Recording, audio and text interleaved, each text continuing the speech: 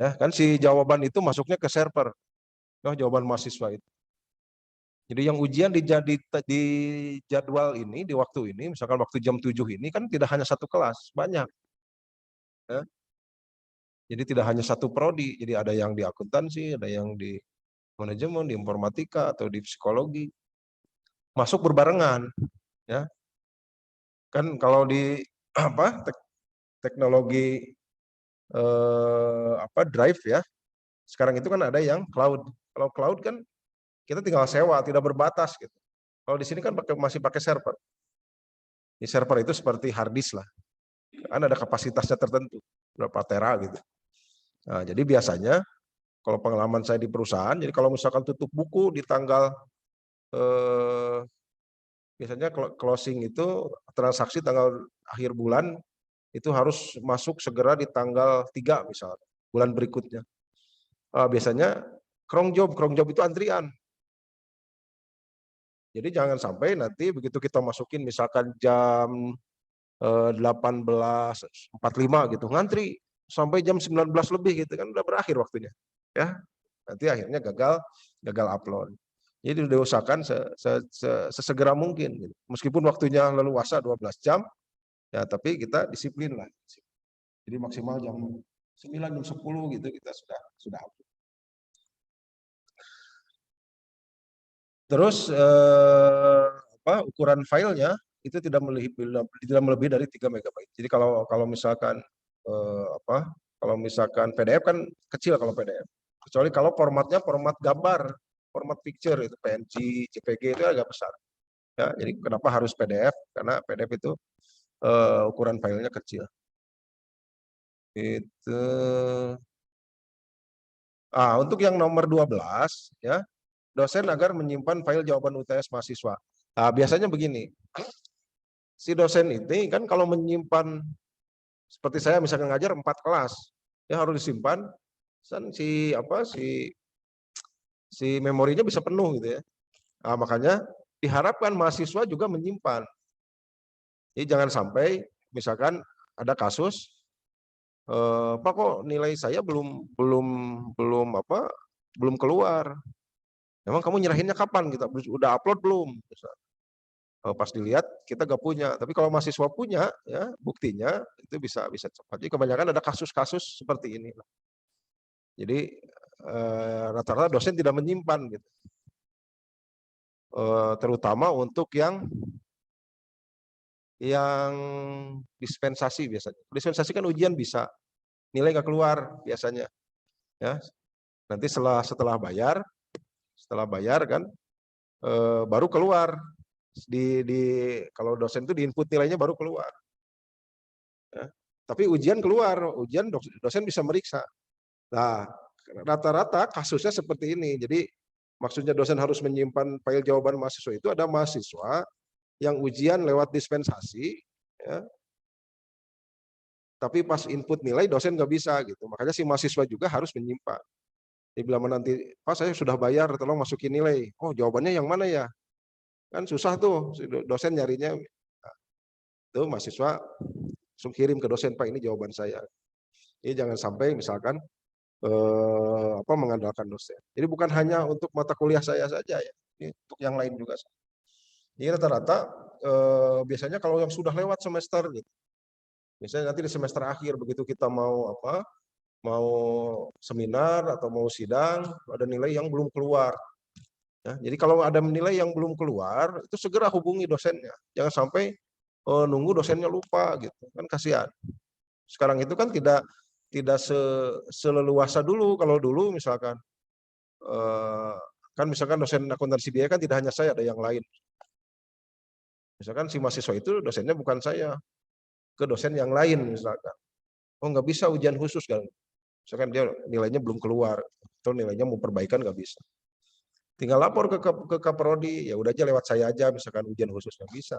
Kalau sekarang nggak bisa, jadi ada mekanisme, ada aturan. Ya. Jadi harus lebih disiplin. Terus nanti dosen menginput itu paling lambat 1 minggu kemudian ya setelah ujian masa ujian berakhir ya, masa UTS berakhir itu di tanggal 28. Ya, jadi tolong perhatikan. Jadi mungkin saya harapkan ujian online ini ya mungkin yang terakhir lah. Jadi nanti saya harapannya semester depan atau tahun semester depannya lagi itu bisa luring atau bisa fisik gitu ya. Karena apa? Karena saya susah mengontrol tingkat pemahaman ya, daya tangkap mahasiswa terhadap materi yang diajarkan. Jadi karena biasanya ini ujian mau UTS mau UAS. Biasa saya periksa, ya jangan disangka misalkan dosen tidak memeriksa. Biasanya ada kelompok-kelompok yang sama, ya. Jawabannya sama, kalau kelompok ini sama jawabannya. Misalkan ada tipe variasi lah, variasi 1, variasi 2, variasi 3 itu sama semua, ada pengikutnya lah gitu. Nah, dosen kan susah, mana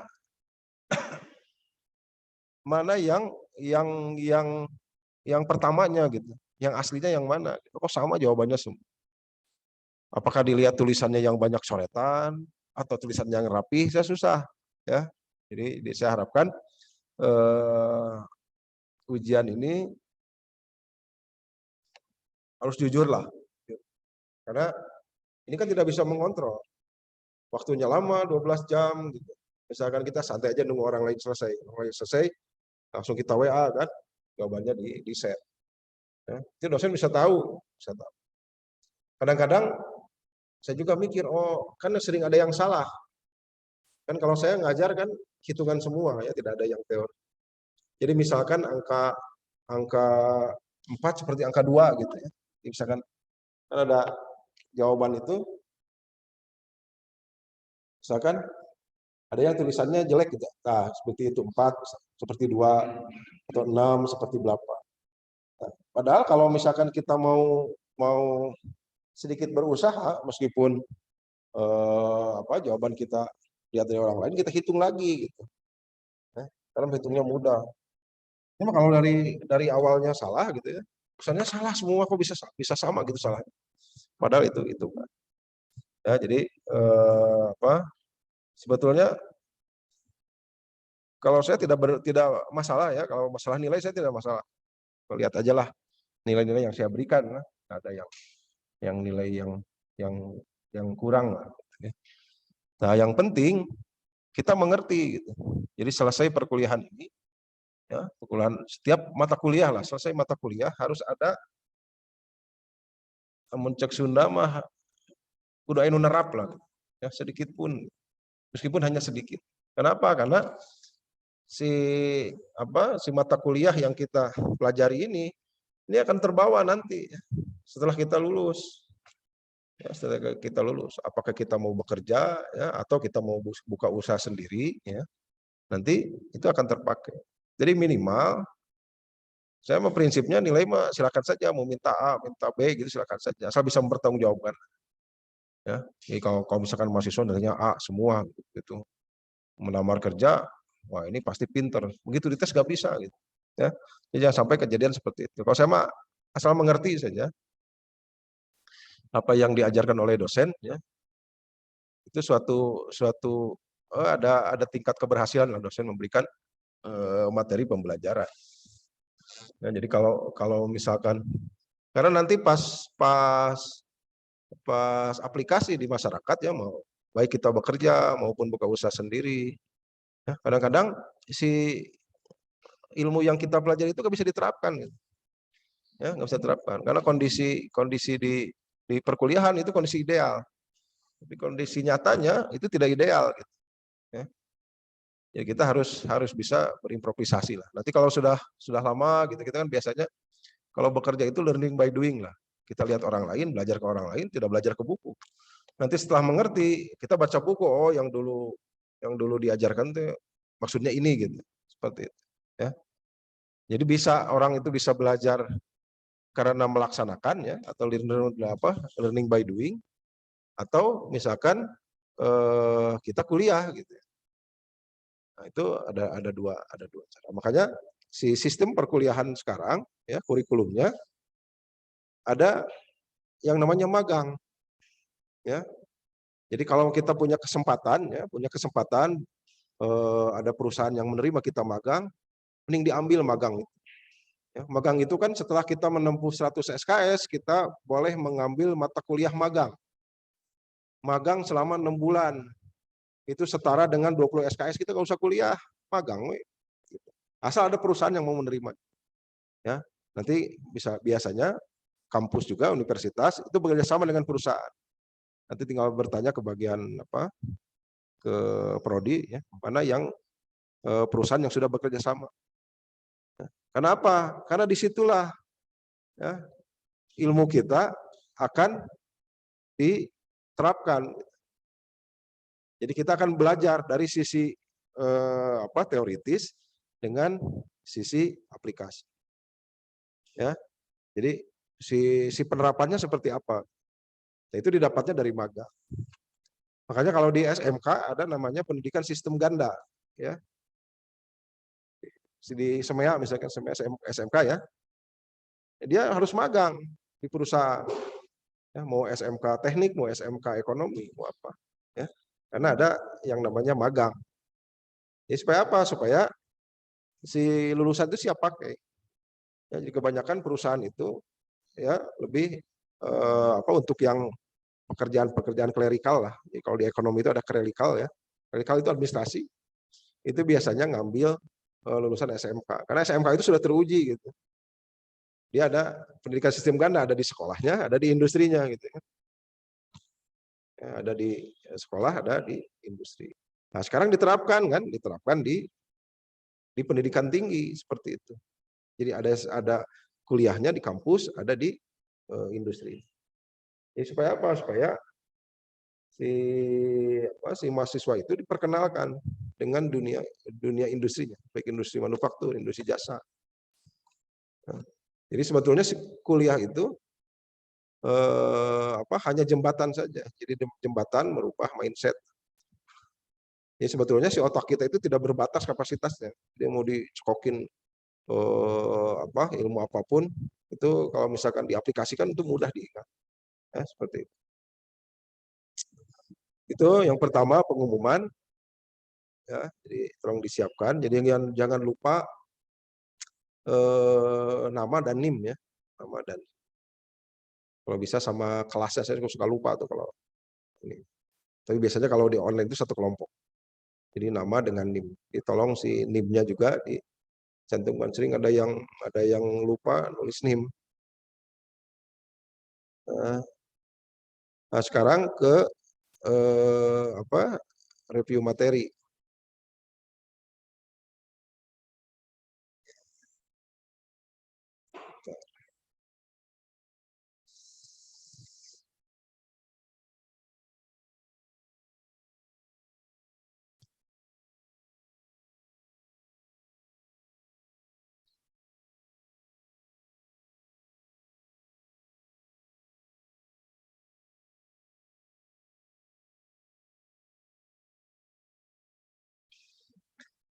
Materi yang akan kita ujikan itu dari sesi pertama sampai dengan sesi ke-6, ya.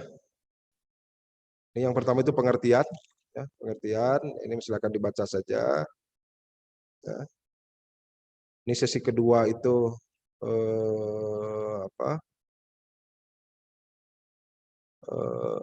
biaya, ya.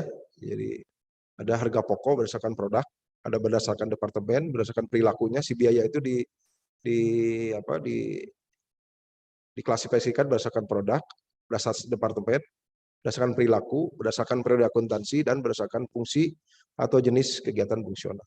Ya, jadi biasanya kalau di akuntansi itu, ya, kita harus bisa membedakan apa itu biaya, apa itu beban.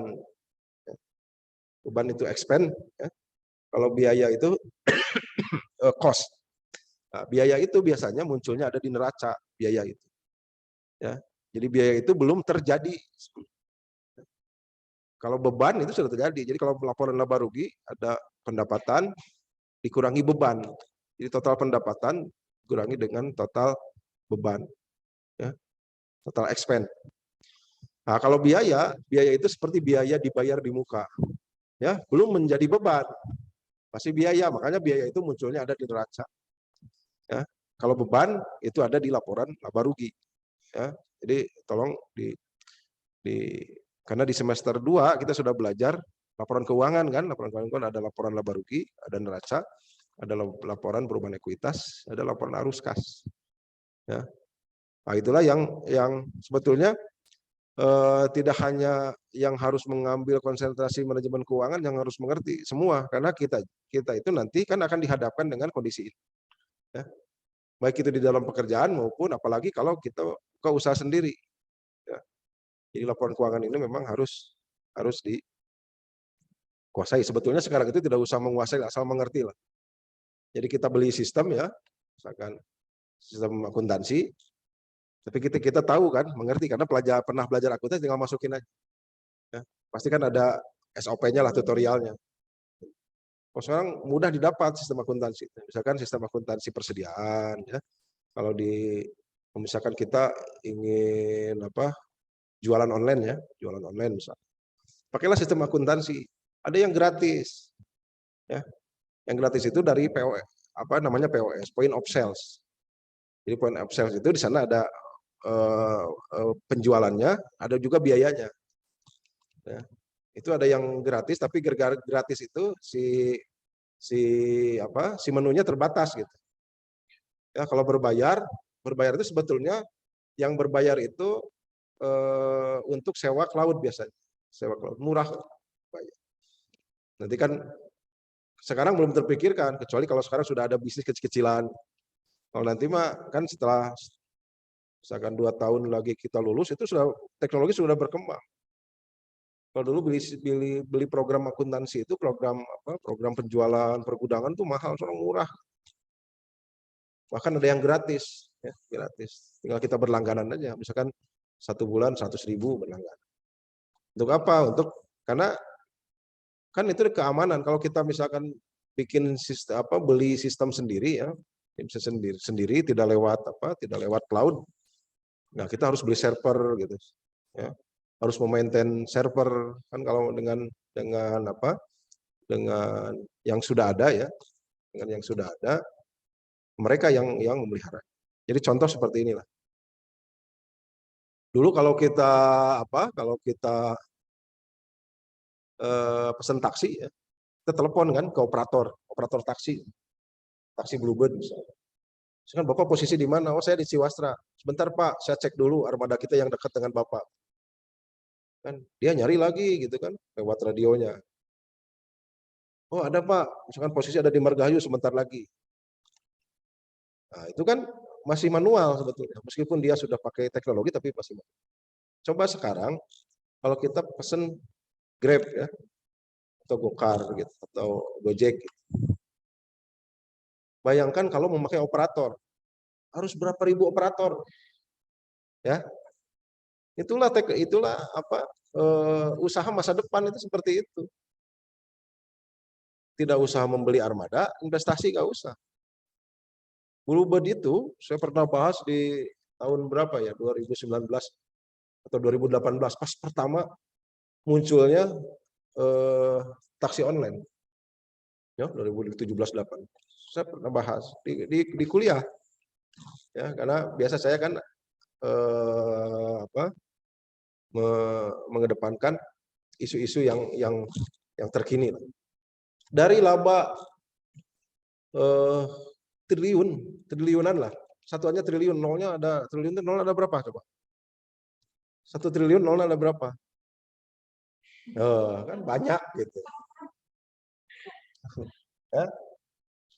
Jadi labanya triliunan, triliun itu nolnya 12, 1 juta, berarti 1 triliun. Dia lebih dari 1 triliun, puluhan triliun labanya.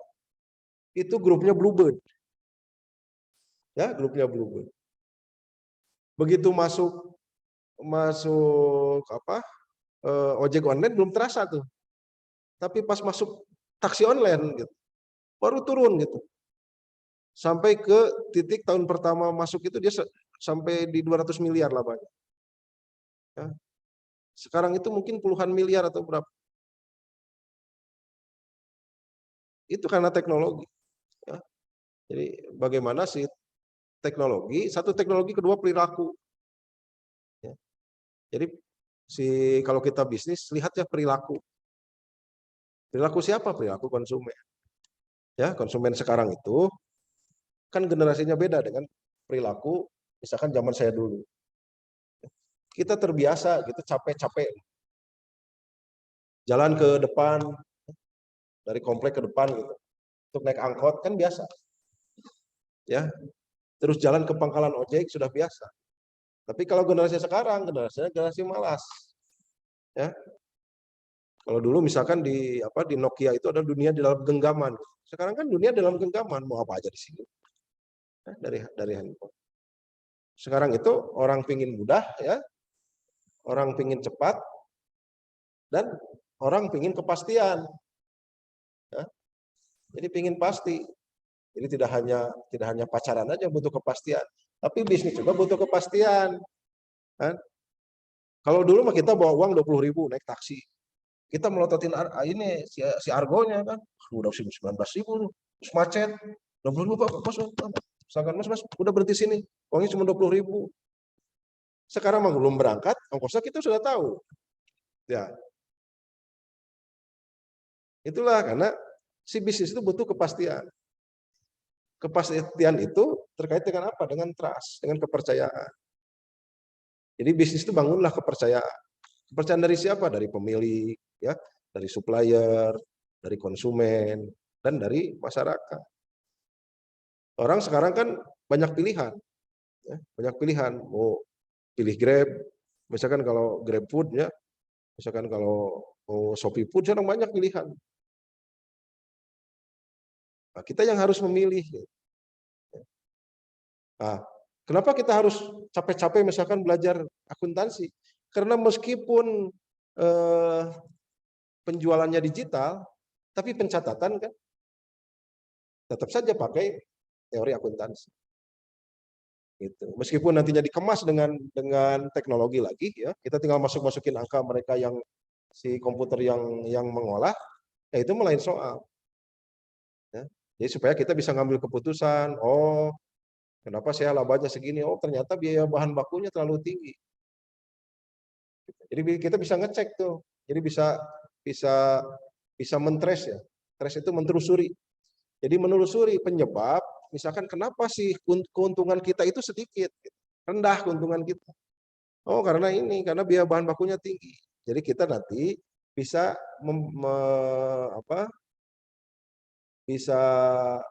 membuat proporsi. Jadi yang pertama misalkan dari akuntansi biaya itu, yang pertama itu bahan baku. Yang kedua tenaga kerja, yang ketiga BOP, biaya overhead, itu saja. Yang akan kita pelajari selama ini kan itu saja. Bahan baku, tenaga kerja langsung, dan overhead. Ya. Kalau kita misalkan punya usaha bikin kue misalnya. Komponennya hanya ada tiga komponen biaya itu. Ya, jadi bahan baku, terus biaya tenaga kerja langsung, ya, dan biaya overhead pabrik. Bahan baku apa? Ya bahan baku yang terkait dengan pembuatan kue. Nah, di komponen bahan ada bahan penolong. Bahan penolong itu masuknya ke BOP, di biaya overhead. Ya, misalkan kita udah jualan, kenapa untungnya sedikit? Lihat dulu biaya produksinya. Biaya produksi itu biaya yang mudah diukur karena terkait dengan produk. Kalau biaya non produksi, itulah yang harus ditutup oleh biaya produksi, oleh selisihnya. Ya, misalkan kita jual harga 10.000, biaya produksinya 8.000. Laba kotornya, ya, gross marginnya 2.000. Si gross margin ini harus bisa membiayai, ya, si biaya non produksi. Ya, biaya non produksi itu misalkan biaya pemasaran, ya, ada biaya administrasi, biaya umum, itu masuknya di biaya non produksi. Ya, jadi selisih yang 2.000 itu harus dijual berapa? Penjualannya gitu, penjualannya kuantumnya harus berapa supaya bisa menutupi biaya tetapnya atau biaya non produksi. Seperti itu bisnis itu. Ya. Jadi yang penting kita bisa mengklasifikasikan ya kalau kita punya usaha. Nah, kalau sekarang si musimnya ya, usaha yang paling mudah itu adalah trading. Trading itu berdagang. Berdagang itu pakainya akuntansi perusahaan dagang. Ya, kita beli barang, simpan di persediaan barang dagangan, kita hitung biaya yang akan dibebankan kepada barang dagangan itu. Ya. Baru kita jual. Misalkan kita beli handphone lah. Handphone beli, kita masukin di persediaan barang dagangan, ya. Kita hitung biaya yang akan dibebankan kepada handphone ini. Sehingga nanti menjadi harga jual. Jadi biaya yang ditambahkan, ditambah laba yang diharap nanti dijual. Kalau sekarang jualan handphone juga laku, beli dari Cina kan, sini ya beli oleh kita jual. Sekarang itu model-model yang pelatihan impor itu seperti itu. Misalkan kita dilihat nih, oh yang lagi musim apa ini di Indonesia misalkan, atau aksesoris apa gitu, yang perempuan. Kita dilatih kan untuk mengimpor berbarengan biasanya. Ya, satu kontainer itu bisa satu grup, misalkan di sini ada grupnya ada 5 orang. 5 orang sama-sama mengimpor dari Cina. Karena Cina itu mudah, masuk ke Indonesia mudah. Beda kalau kita beli barang dari Amerika. Itu biaya masuknya tinggi. Tapi kalau dari Cina, bebas biaya masuk. Ya, ada barang-barang tertentu bebas biaya masuk. Murah gitu ya. Terus pengiriman dari Cina itu lebih murah daripada pengiriman dari Batam. Ya. Perusahaan tempat saya kerja itu membuat spare part. Ya. Biasanya ada pemakai yang di Batam. Di Batam, di galangan kapal, atau misalkan di daerah Pulau Kundur. Pulau Kundur itu jadi dari Batam ya nyebrang ke Tanjung Balai Karimun, nyebrang ke Pulau Kundur. Pulau Kundur itu ada tambang timah, PT Timah. Ya, perusahaan tempat saya bekerja sekarang itu spare part untuk kapal isap PT Timah. Ngirim dari Bandung ke Batam, ya, karena lewat Batam ke Kundur itu lebih mahal 2 kali lipat dari produk Cina masuk ke Batam. Ya, coba aja kalau misalkan kita ngirim barang ke Batam, itu mahal, gitu. Mahalnya minta ampun. Ya, karena biaya kan sekarang itu siapa yang bisa mereduksi biaya distribusi itulah yang jadi pemenang. Jadi sekarang itu tidak hanya biaya produksi saja. Biaya produksi itu sekarang kalau suatu perusahaan besar itu sudah suatu kewajiban lah. Sekarang dia harus menurunkan, mereduksi itu mengurangi biaya distribusi. Ya, makanya banyak perusahaan-perusahaan consumer good misalkan. Contoh misalkan perusahaan air minum lah, kayak Fit. Dulu saya pernah kerja di pabrik air ya, pegang pabrik air, tapi kita produksi Fit. Jadi si Fit itu biasa bikin di daerah Sukabumi lah. Sukabumi untuk nyampe Bandung itu jauh. Apalagi nyampe Garut, nyampe Tas. Dia batas, jadi minimal radiusnya itu 80 km. Itu maksimal 80 km. Kalau lebih dari 80 km itu sudah tidak visible, gitu. Tidak layak. Makanya si Fit itu kan second brandnya Aqua, perusahaannya sama dengan dia kopek kerjasama, maklun lah gitu. Karena si Fit itu second brand Aqua, tapi dia tidak punya pabrik, tapi kerjasama dengan pabrik lain. Ya, menempatkan pabriknya di dekat dengan konsumen. Jadi misalkan di Bandung ada di Cicalengka sekarang, kalau dulu di Lembang. Tempat saya bekerja dulu di Lembang, saya ngelola. Seperti itu. Ya, jadi beberapa biaya itu memang harus kita perhatikan. Terkait dengan apa dengan hal itu? Buat apa kita mempelajari akuntansi biaya? Akhirnya itu kan ke laba. Laba itu kan harga jual dikurangi dengan beban-beban dengan biaya. Selisihnya adalah laba. Terus yang selanjutnya adalah akuntansi biaya tenaga kerja. Nah, tenaga kerja ini adalah suatu permasalahan. Kalau di industri itu suatu permasalahan. Jadi biaya yang paling besar di industri itu, ya, terutama di manufaktur, selain biaya bahan baku, biaya bahan, itu biaya tenaga kerja. Kenapa muncul revolusi industri? Revolusi industri pertama, revolusi industri kedua, revolusi industri ketiga. Sekarang kan udah revolusi industri keempat. Ya, tujuan utamanya adalah menghilangkan atau meminimalisir tenaga manusia. Dulu James Watt ya, tahun 1700-an menemukan mesin uap.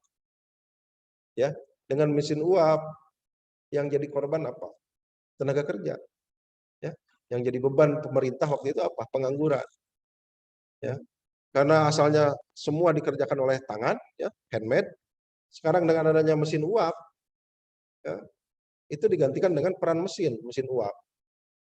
Ya, misalkan dulu orang itu ada yang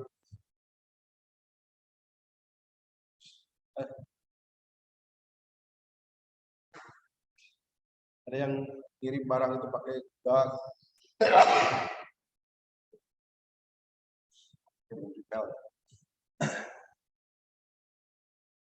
diganti dengan kereta api mesin. Ada mesin produksi dengan mesin uap. Ya. Muncullah setelah itu revolusi industri kedua.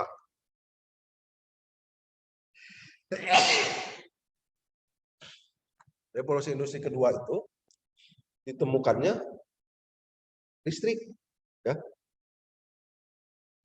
Revolusi kedua, Thomas Alva Edison menemukan lampu tenaga listrik. Lebih parah dari mesin uap tuh. Jadi semua mesin produksi dan yang lainnya itu bisa digantikan dengan tenaga listrik, ya, dari tenaga manusia. Makin banyak lagi pengangguran, ya, atau peran manusia itu makin sedikit di industri. Muncullah revolusi industri ketiga. Setiap revolusi industri kan ada sebab, ada penyebab. Revolusi industri ketiga, penyebabnya apa? Ditemukannya komputer. Itu revolusi industri ketiga. Dari revolusi industri kedua sampai ketiga itu lama, ya, lama jangka waktunya. Makanya disitulah masa-masa keemasan tenaga kerja. Gitu. Orang banyak bekerja, banyak kuliah di jurusan teknik, ya, teknik mesin, teknik industri, itu. Dengan harapan kita bisa bekerja di pabrik, bisa bekerja di industri. Seperti halnya saya kan dari teknik industri. Harapannya saya bekerja di industri. Tapi teknik industri itu adalah manajemennya industri, manajemennya teknik. Jadi saya belajar teknik sipil, belajar teknik mesin, belajar teknik elektro. Karena orang teknik industri harus memanage manufaktur, berbagai disiplin. Ya, dengan ditemukannya komputer, itu pekerjaan makin mudah lagi. Ya, jadi kalau di pabrik itu ada namanya program PLC, Programmable Logic Control. Jadi tinggal touchscreen itu kan, nah touchscreen itu. Nah sekarang revolusi industri keempat, apa? Digitalisasi. Pengangguran makin banyak.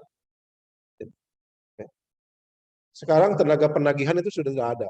Kalau misalkan kita bisnisnya online. Ya, ini terkait dengan akuntansi. Dulu beberapa ahli menyaksikan bahwa suatu usaha, suatu bisnis tanpa piutang, ya, tidak mungkin. Piutang itu kalau kita jual, ya, kredit.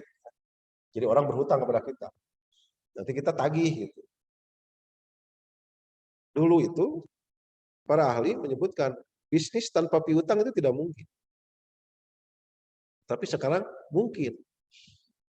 Lihat aja misalkan toko online lah, ya. Orang sebelum menerima barang bayar dulu. Mau yang biasa atau COD sama aja. COD juga kan uang dulu baru barang. Tidak ada piutang, tidak ada tenaga penagihan. Tapi kalau offline, ya, kita jualan biasa, itu ada piutang. Sekarang kalau tidak mau ada piutang, ya, bisnisnya bisnis biasa. Pembayarannya pakai e-money. Ya, jangan pakai transfer. Bisa pakai OPPO, bisa pakai yang lain, ya. ShopeePay. Itu salah satu cara mengalihkan resiko finansial. Ya. Jadi perusahaan itu bangkrut bukan karena rugi. Karena uangnya tidak tertarik, ada uang. Artinya apa? Banyak piutang. Kita menjual sebulan 100 juta, biaya kita 80 juta, ternyata tidak jadi uang semua. Dari 100 juta itu yang dibayar cuma 50 juta. 50 juta lagi tagihan ya, atau piutang. Itulah yang menyebabkan si perusahaan itu ya, tinggal dibaca saja si biaya-biaya tenaga kerja itu terdiri apa saja, gaji, upah, insentif, ya. Si jurnalnya biasanya si gaji itu ya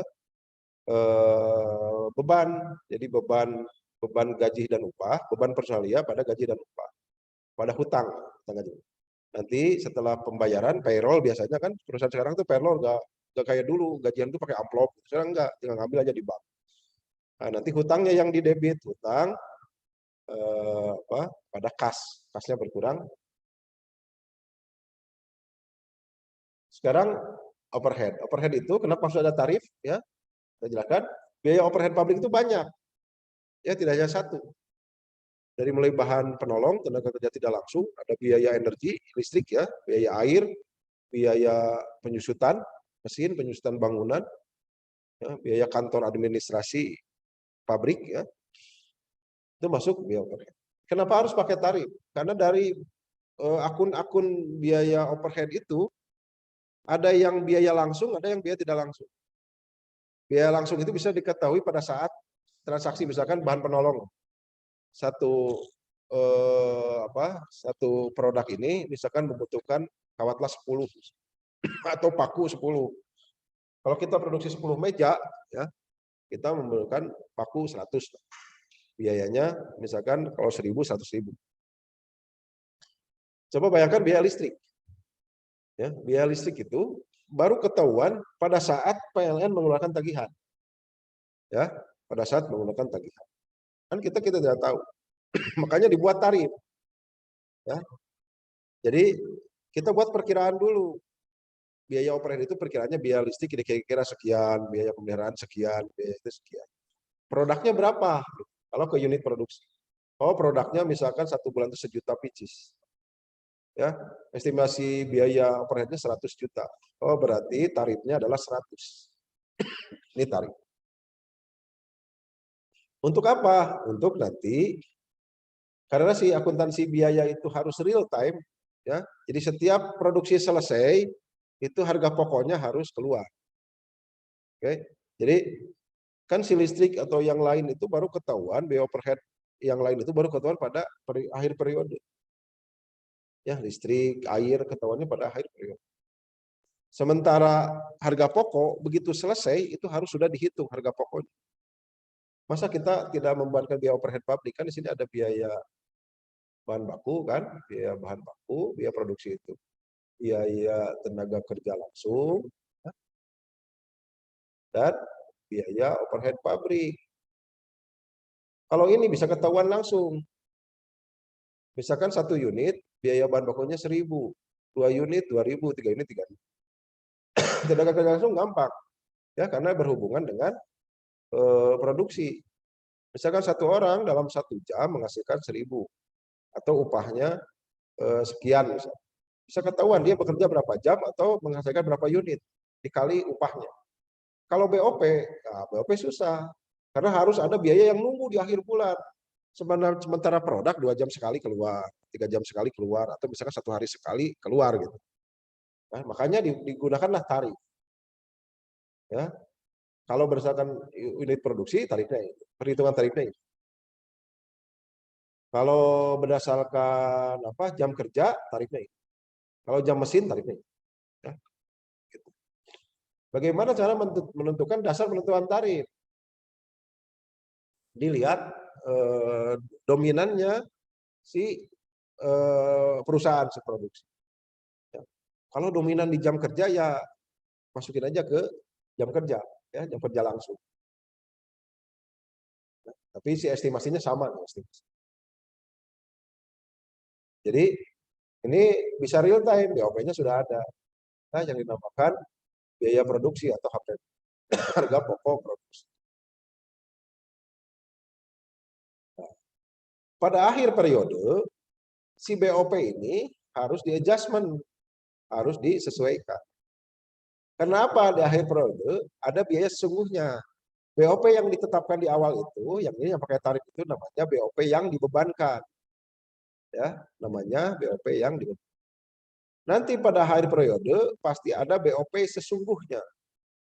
Ya, BOP yang real gitu. Misalkan gaji mandor atau gaji manajer berapa, biaya listrik berapa, biaya air berapa, dikumpulin dalam satu akun BOP. Nah, misalkan kita dengan tarif ini BOP-nya totalnya 1 juta. Begitu datang akhir bulan, transaksi biayanya misalkan 1.100.000. Selisihnya 100 tuh. Padahal kita membebankan sejuta. Berarti kita kurang membebankan. Berarti selisihnya selisih rugi. Ya, tambah. Karena di dalam akuntansi yang dipakai itu adalah biaya yang sebenarnya. Jadi bukan biaya perkiraan. Itu. Selanjutnya, bagaimana membuat kartu pesanan, ya? Kartu pesanan harga pokok. Ya, jadi kalau di industri biasanya terutama yang job order ya, itu harus membuat kartu harga pokok. Bagaimana caranya? Kita pisahkan seperti tadi, bahan baku dulu biayanya berapa, tenaga kerja langsung, terus BOP. Ya. Ini kan, biaya bahan baku dulu, berapa, tenaga kerja langsungnya berapa, BOP-nya berapa. Ya. Jadi kalau harga pokok itu ini aja, bahan baku, tenaga kerja langsung. Ya, membuat kartu harga pokok harus dibagi 3. Misalkan biaya bahan bakunya berapa? Dasarnya dari mana? Misalkan ini BPBG, bukti pengeluaran barang gudang. Ya. Jadi tiap pabrik beda-beda istilahnya. Ada bukti pengeluaran barang, ada bukti serah terima barang dari gudang ke produksi. Ya. Jadi dari persediaan ini ke barang dalam proses. Nah, ini biaya tenaga kerja langsung. Ini berdasarkan jam kerja atau berdasarkan produk ya. Ini BOP-nya. Tarifnya berdasarkan apa? Berdasarkan biaya tenaga kerja langsung. Berapa persen? 150%. Dari mana? Ya kita hitung saja. Caranya dari sini nih. Ya, misalkan kita memakai tarifnya tidak berdasarkan unit, berdasarkan tenaga kerja. Karena yang dominan di dalam industri itu adalah tenaga kerja. Misalkan estimasinya biaya produksi 1 bulan itu adalah 1.500.000 misalnya. Ya. Terus estimasi jumlah biaya tenaga kerja langsungnya 1 juta per bulan. Oh, berarti tarifnya 1,5, berarti 150%. Setiap ada Rp1 biaya tenaga kerja, maksudnya ya, BOP-nya adalah 1,5 kali. Ini seperti ini, ya. Nih, jadi biaya tenaga kerjanya 900, BOP-nya 1,5 kalinya. Jadilah biaya produksinya sekian. Ya, ini berdasarkan besar. Ini ada contoh lagi, ini pembuatan kartu undangan.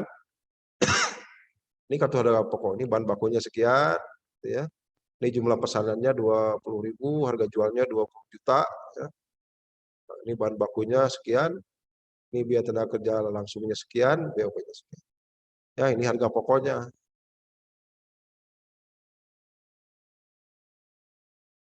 Nah, sekarang yang sesi 5. Sesi 5 itu kemarin yang di 2 pertemuan terakhir ya. Jadi ada diusulkan biaya berdasarkan proses. Kalau ini berdasarkan pekerjaan atau job order costing, kalau ini proses costing. Ya. Jadi proses costing itu lihat materinya yang minggu yang lalu ya. Itu ada yang melewati 1 departemen, ada yang melewati lebih dari 1 departemen. Ya. Kalau nggak salah contohnya sudah saya kirim ya, kalau belum nanti saya ada contoh soal saya kirim lagi. Ya. Jadi kalau industri proses itu dia produknya sama ya setiap hari yang diproduksi. Kalau job order kan beda-beda, custom lah. Misalkan si perusahaan furniture mebel gitu. Ada yang bikin kursi, bikin meja, tapi berdasarkan pesanan. Oh, saya mejanya lacinya mau ada 3 gitu. Yang satu saya pesan meja yang tidak ada lacinya. Atau pesan lemari yang pintunya 3 gitu. Ada yang pintunya 2 gitu, kan beda-beda ya. Nah, kalau proses itu sama. Ya. Contoh misalkan industri kertas gitu ya. Kan bikin kertas aja semua. Terus industri suku cadang, industri apa misalkan biasanya produk-produk consumer good.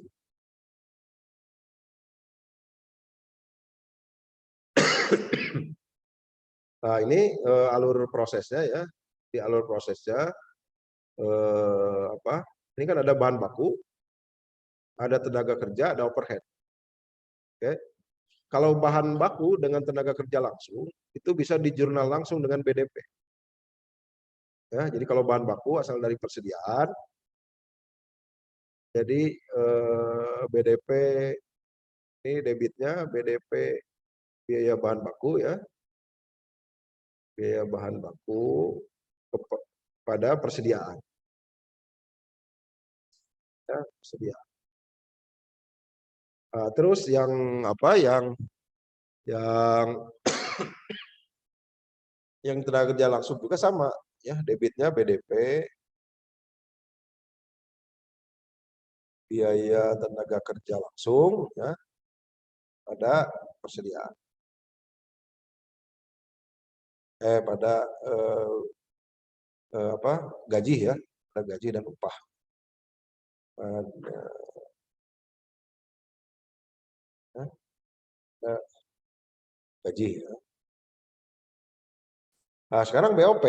BOP itu karena akunnya banyak. Jadi misalkan keluar biaya pembelian apa pengeluaran bahan penolong. Bahan penolong kan BOP. Tidak bisa di jurnal langsung ke BDP, tapi harus ke pengendali BOP dulu di apa di apa ditampung dulu di pengendali BOP. Ya. Jadi misalkan ini bahan biaya bahan penolong ya masuk dulu di pengendali BOP. Ya, BOP. Gini kira-kira. Gini ya. Masuk dulu di sini. Terus biaya tenaga kerja tidak langsung masuk di sini ya. Terus ada biaya listrik ya, biaya air, biaya penyusutan ya. Terus biaya kantor masuk. Setelah lengkap semua ya, ini biaya akun-akun BOP-nya lengkap, baru di jurnal ke BDP. Jadi BDP biaya BOP ya. Pada apa? Pada rekening-rekening ini. Ya, pada rekening yang dikredit ya, untuk BOP. Karena BOP itu akuntansi biaya operasional pabrik yang paling sulit ya. Kalau akuntansi bahan baku, tadi akuntansi bahan baku mah tinggal pencatatan. Ini bahan baku kan keluar ya, tinggal pencatatan. Pencatatannya mau sistemnya first in first out, ya. Mau yang metode rata-rata, ya, average, ya. Mau yang first in first out.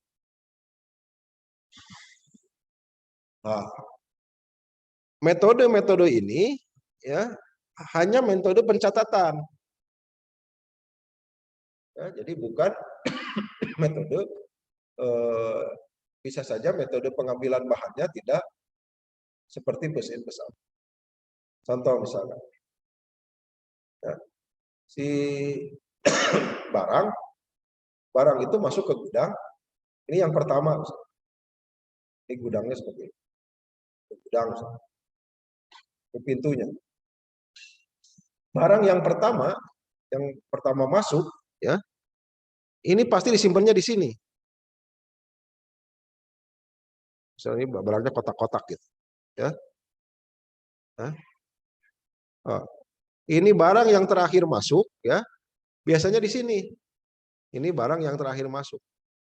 Kalau kita ngambil barang, mudah yang mana? Mudah yang pertama datang, mudah yang terakhir datang. Yang mudah yang terakhir datang, inilah yang diambil. Tapi akuntansi, pencatatannya tidak last in first out. Tergantung yang dipilih, biasanya first in first out. Dilihatnya dari mana? Misalkan kedatangan pertama 10 unit misalkan. Harganya 100 ya.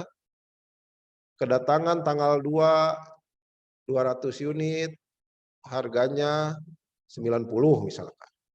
Ya, kedatangan ketiga jumlahnya 400 ya. Harganya 110 misalkan ya. Kalau misalkan si perusahaan itu butuh, kalau pakai metode first in first out ya, perusahaan si pabrik itu butuh 400 unit gitu. 400 unit. 400 unit itu biaya bahan bakunya berapa? Kalau memakai sistem first in first out ya. Kalau sistem first in first out, lihat yang kedatangan pertama dulu. 400 itu yang pertama 100 habis ya.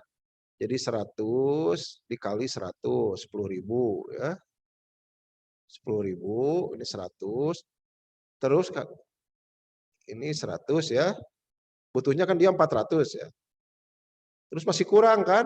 Pakai yang kedatangan kedua. 200 dikali 90 ya. Jadi 100 18.000. 18.000. Sisanya tinggal berapa? Tinggal 100 lagi. 100 lagi. 100 lagi kali berapa? Kali 110. Ya, 4.000. Benar gitu? 110 11.000. Ya, 11.000. Inilah biaya bahan untuk kebutuhan 400 unit.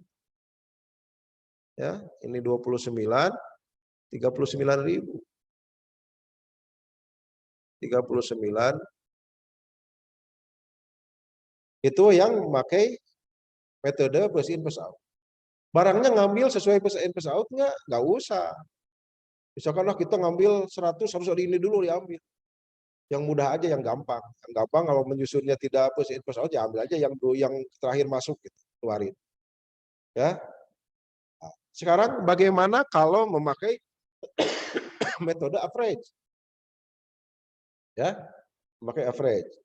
Cara menghitung. Kita bandingkan ya. Ini memakai first in first out yang barusan. Nah, ini memakai FIFO. First in first out. Nah, sekarang bagaimana memakai metode average? Menghitungnya. Jadi average itu kita hitung harga rata-ratanya. Misal sampai tanggal 3, ya, kita tanggal 4 ada pengeluaran. Nah, tanggal 4 itu kan ada pengeluaran 400 misalkan. Yang ini nih, ini tanggal 4 nih. Ini tanggal 4. Nah, kalau pakai metode rata-rata, mau ngambil biaya bahannya berapa? Oke. Caranya ini jumlahkan dulu ya. Ini kuantum kan, ini kuantum, ini rupiah. Ya. Nah, jumlahkan dulu. 100 tambah 200 tambah 400 berapa? 700 ya. Nah, sekarang kolom 2 dikali kolom 3. 100 kali 100 10.000 ditambah 200 kali 90 18.000 ya. Ditambah 400 kali 110 44.000. Nah, 10.000 tambah 18.000 28.000 ya, 28.000 ditambah 44.000 berapa? 72 ya. 72.000. Nah, ini pengalinya adalah 72.000. Nah, 72.000. Biaya rata-ratanya ya. Jadi biaya rata-ratanya, average-nya atau ya, biaya rata-rata itu rata-rata ya. 72.000 dibagi 700. Coba berapa? pakai HP. 72.000 dibagi 700 berapa? Berapa? 102, 10.200 beneran.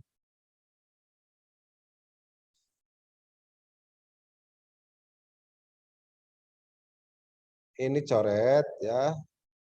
72.000 dibagi 102 ya. 102. 102 aja ya. Ini harga rata-ratanya. Pengeluaran 400 unit tinggal dikali 400 dikali 102 berapa?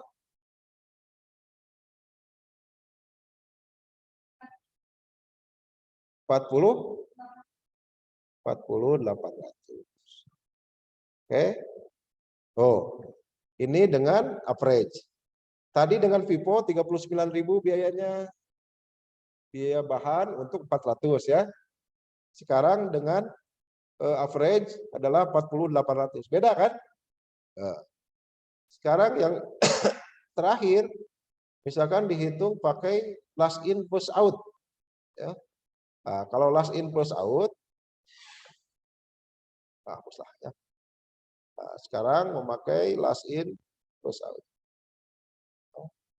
Last in first.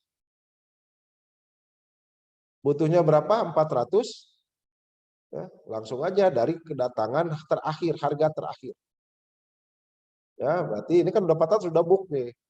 Berarti 400 dikali kedatangan terakhir 110 rupiah. Jadi biaya bahannya adalah 44.000. Nah, dengan tiga metode yang berbeda, harganya juga biaya bahannya berbeda. Kapan first in first out dipergunakan? Kapan average dipergunakan? Kapan last in first out dipergunakan? Ya. Contoh, sekarang first in first out. Kemarin sebelum Lebaran, yang naik harga apa? Harga telur misalnya. Ya. Harga telur misalkan 30.000. Ya, kita di gudang masih punya stok tuh. Yang bulan puasa itu 30.000 harganya. Sekarang harganya 26.000 misalnya. Harusnya pakai metode, jangan metode last in first out. Harga terakhir, tapi first in first out. Jadi harga terdahulu. Berarti kita membebankan kepada produk kita, misalkan kita bisnis kue.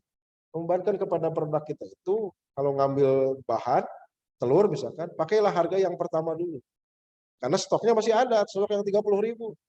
Kalau nggak dipakai rugi ya. Ya, itu yang memakai Vivo. Kalau rata-rata, biasanya harganya fluktuatif. Fluktuatif yang tidak terlalu jauh. Ya, seperti ini.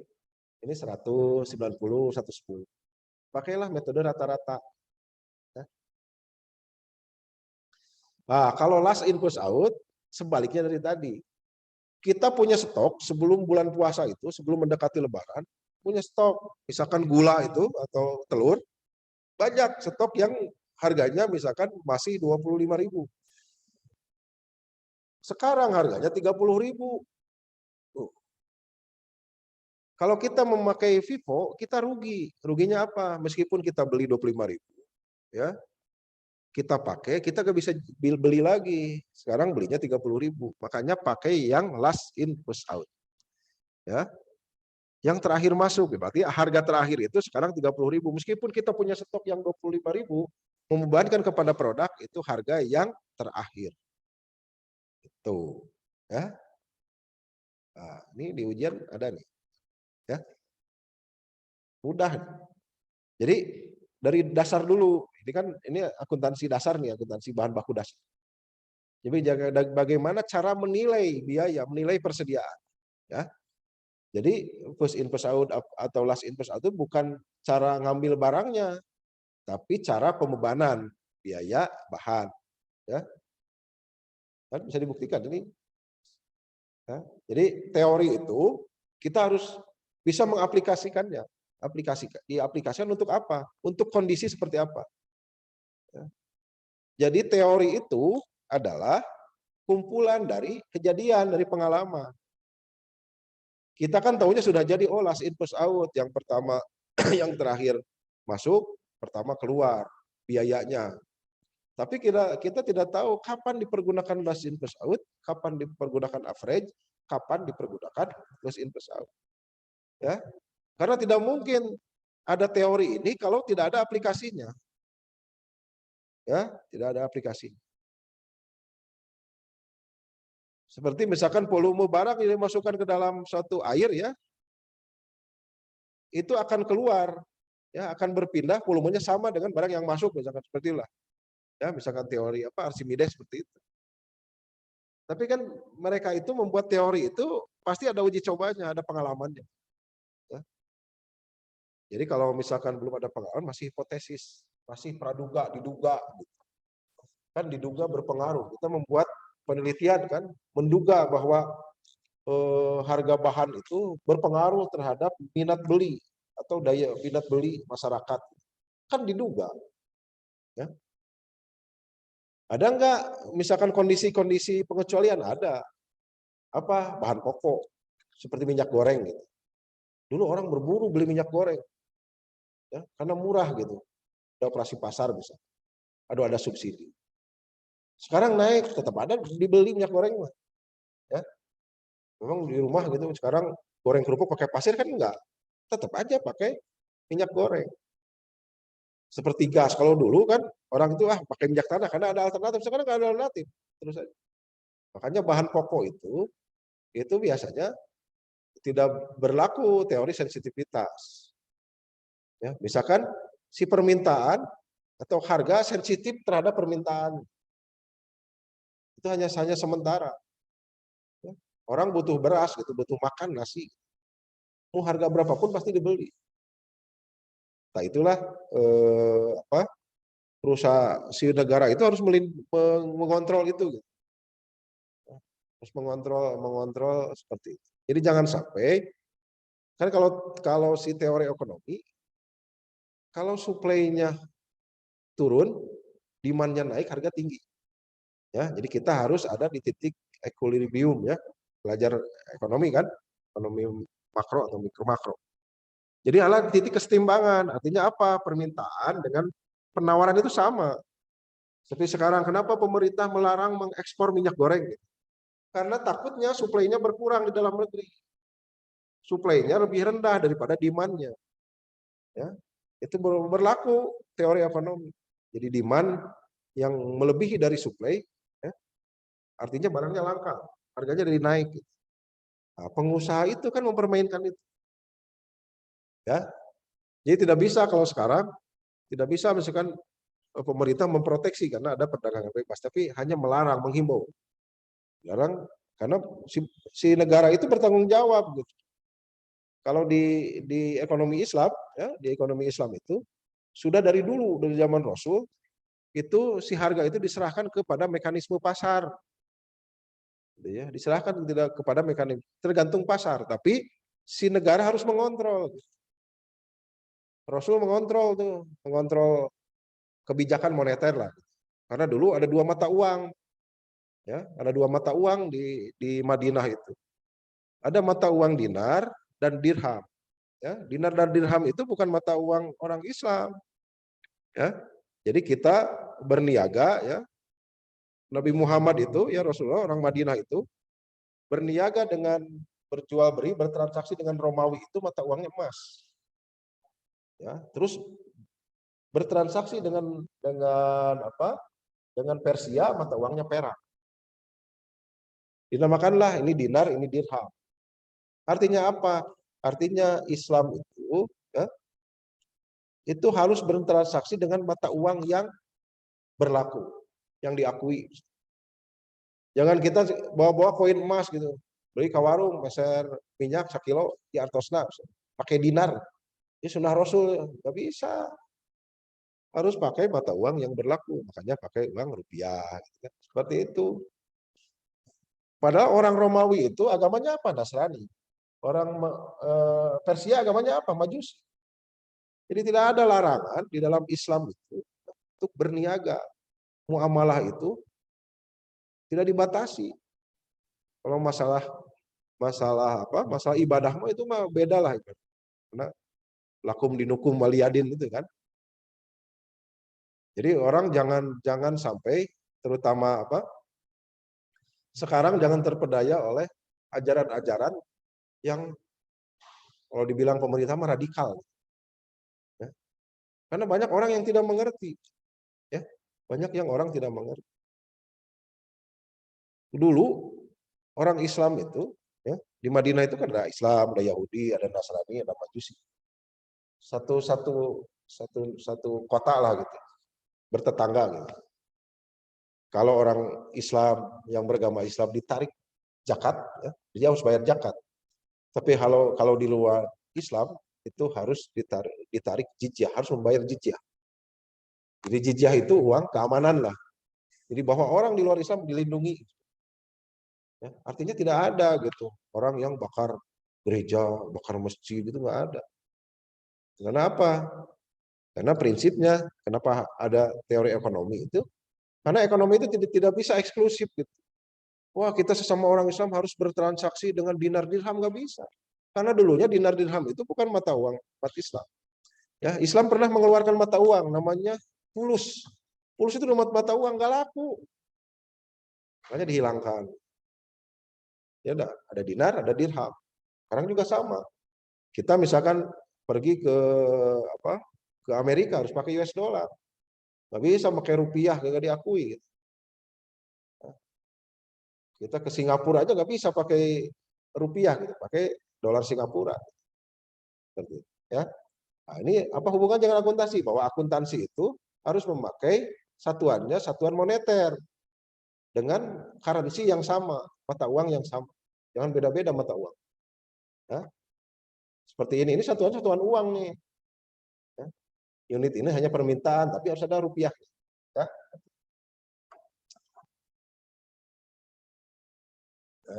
Terus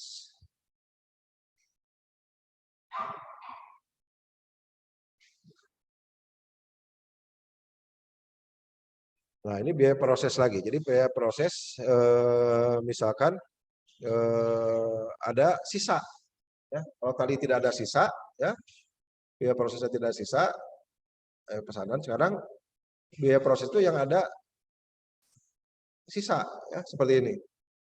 Ya, ini misalkan laporan biaya produksi Departemen Percampuran. Ini biaya dari Departemen Penggilingan 100%, ya. 100% itu ada yang bahannya 80%, tenaga kerjanya 25%, ya. Overhead-nya 25%. Ini di Departemen Pencampuran. Ya, kalau mau lihat ini di contoh yang kemarin, ya, contoh yang minggu yang lalu itu sudah ada contoh soal. Ya. Jadi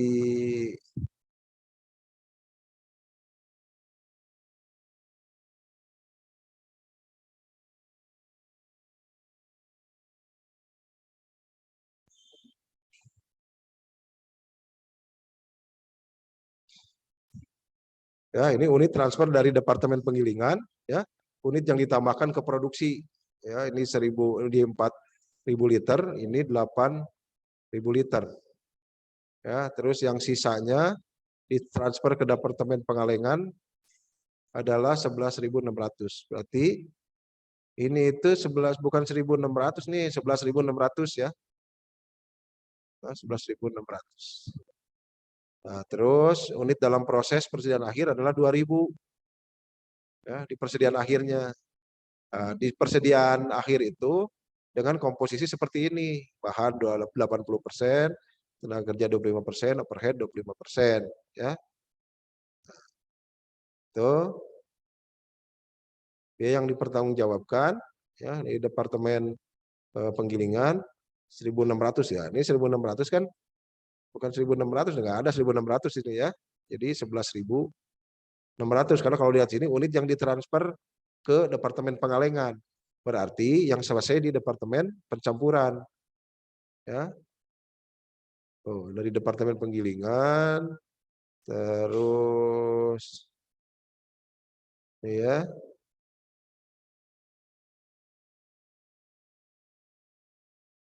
Ini jumlah biayanya 4.596. Ya, kalau mau yang lebih apa? Yang lebih kemarin itu saya ada share materi nggak? Belum ya? Ada share materi. Bentar, saya lihat dulu.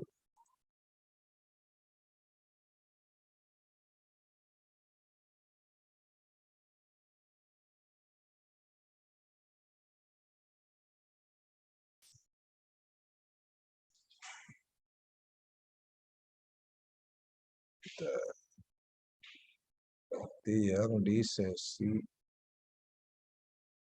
6.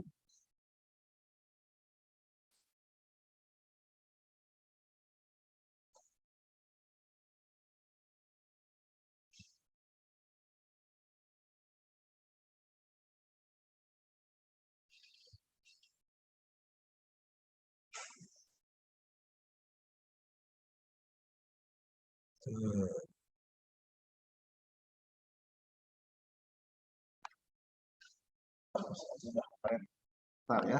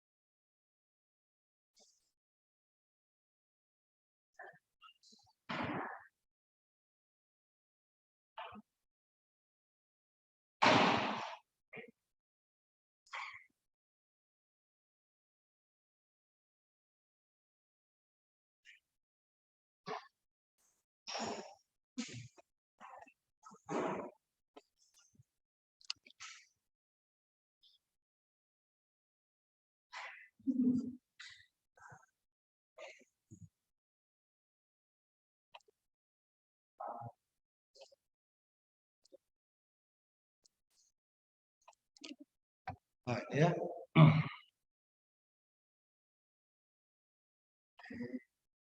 Kemarin sudah ada videonya yang di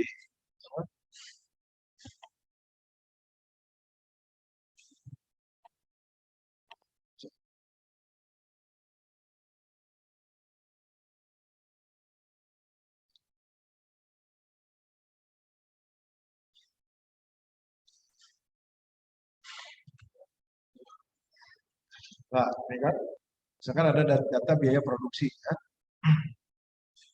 ya bahan baku, bahan penolong, biaya tenaga kerja langsung, P.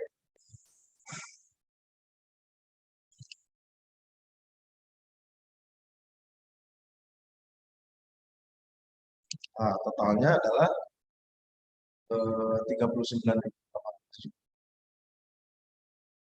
Jumlah produk yang dihasilkan selama bulan tersebut, produk jadinya adalah 2.000 gram, terus produk dalam proses, itu belum selesai, ada 500 kg. Tingkat penyelesaiannya yang 500 kg, bahan bakunya sudah 100%, bahan penolongnya sudah 100%, biaya tenaga kerjanya baru 50%, dan BOP-nya baru 50%. Kan?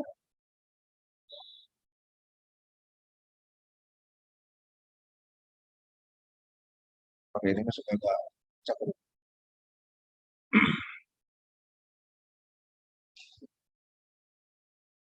Itu perhitungan produk standarnya masuk ke dalam proses itu kan 2.500 ya, masuk ke proses. Yang jadi barang jadinya 2.000. Yang tidak selesainya 400. Kan? Jadi yang jadinya 2.000, yang produk dalam proses akhirnya, jadi akhirnya dalam proses. Nah, sekarang bagaimana cara menghitungnya? Cara menghitungnya, ya, yang pertama yang 2.000 ini udah jelas bisa kita hitung ya. Ini biaya yang tadi, bahan baku itu 5.000, 5 juta dari sini kan. Bahannya kan. Jadi untuk menghasilkan dua produk ini, produk jadi 2.000 yang dalam proses 500 ini, ya biayanya adalah ini 39.870 juta bahan baku. Unit ekuivalennya bagaimana cara menghitungnya? Produk jadinya berapa? Produk jadi ditambah persen penyelesaian ya, kali produk dalam proses. Nah, bahan baku tadi persen penyelesaiannya 100%.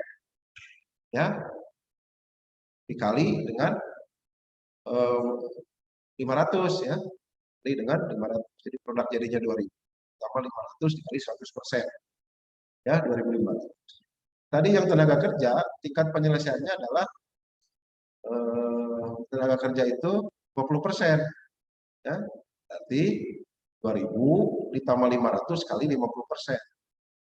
Ya, 2.200. Yang FOH itu BOP ya, faktor overhead. Itu 30%. Nah, jadi unit ekivalensinya 2.000 yang selesai ya ditambah penyelesaian yang 30%. 30% kali 500. Ya, 1.500 jadi 2.100. Biaya produk persatuannya tinggal dibagi 5 juta ya, yang 2 dibagi dengan 3. Inilah biaya produk persatuan tinggal dijumlah 2.000 tambah 3.000 tambah 5.000 tambah 7.000. Ya, 17.000. Masuk ke sini, harga produk jadinya 2.000 dikali 17.500. 17.500 yang ini ya, dijumlahkan.